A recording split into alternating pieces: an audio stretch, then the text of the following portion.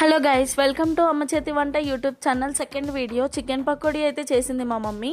దీనికి చేయాల్సిన ప్రాసెస్ ఏంటంటే, ఫస్ట్ చికెన్ని బాగా వాష్ చేసుకోవాలి.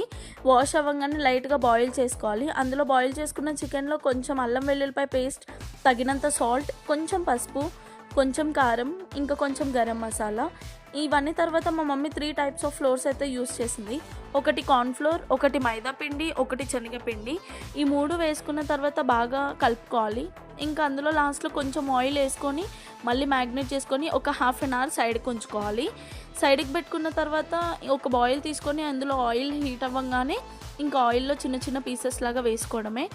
చూసారు కదా ఎంత బాగుందో, టేస్ట్ కూడా చాలా బాగా వచ్చింది. ఒకవేళ మీరు కూడా చికెన్ లవర్ అయి ఉంటే మాత్రం ఖచ్చితంగా ట్రై చేయాల్సిన రెసిపీ ఇది.